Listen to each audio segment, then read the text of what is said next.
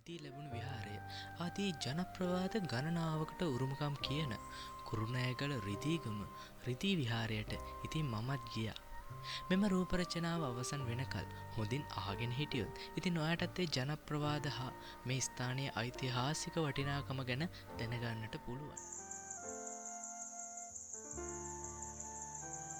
රිදීගම ප්‍රාදේශීය ලේකම් කොට්ටාසේ රිදීගම ග්‍රාමයේ මෙම විහාරය පිහිටා ඇත.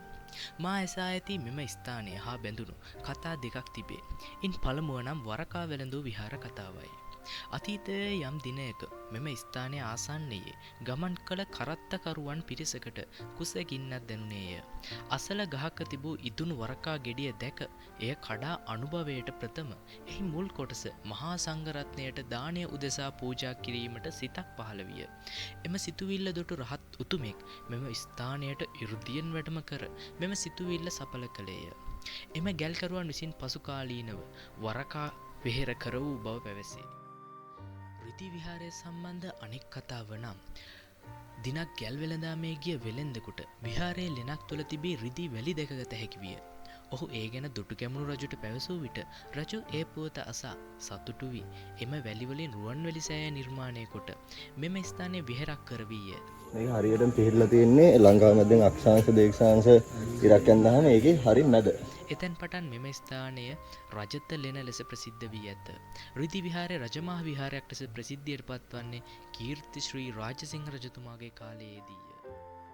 මෙම ස්ථානයේ පවතින මේ ශිලාමය බුද්ධ මන්දිරයේ මේ කැටයම් කර ඇති නෙළුම් කැටයම් ස්පර්ශ කළ විට උස යන බවටද කතාවක් ගැමියන් අතර පවතිනවා.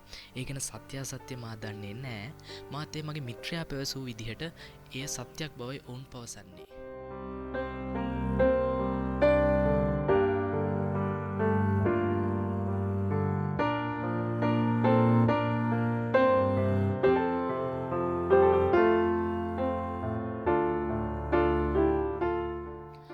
ප්‍රධාන විහාරයට පිටුපසින් ඇති නයිපෙන ගුහාවද තවමත් බොහෝමයක් ඓතිහාසික කතා වස්තුන් සඟවාගෙන සිටිනවා. එහි යන විටත් අධික දුර්ගන්ධයක් පවතින හේතුවෙන් එහි ඇතුළට කිසිවෙකු යන්නේ නැහැ.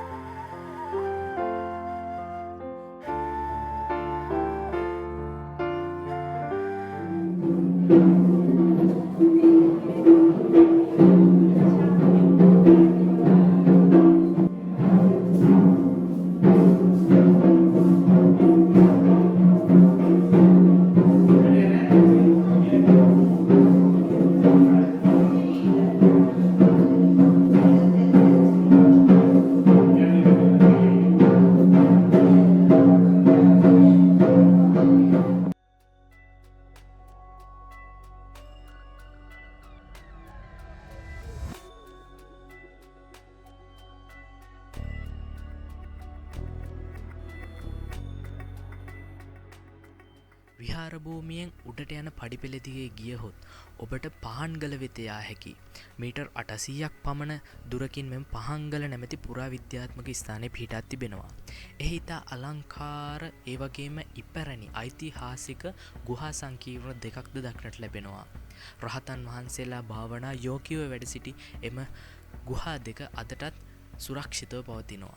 ඒ වගේම එම ස්ථානයේ පවතින view point එකෙන් ඔබට මුළු කුරුණෑගල දිස්ත්‍රික්කයේ සෑහෙන දුරක්ම දැක ගැනීමට පුළුවන්. අනිවාර්යෙන් ඔබ මෙම ස්ථානය දැක බලා ගැනීමට යනවා නම් මෙම පහන්ගල නැමැති පුරාවිද්‍යාත්මක ස්ථානයක් දැක බලා ගැනීමට අමතක නොකරීමට වග බලා ගන්න. මන් දන්නේ මල්නේ. Yo, what's up bro?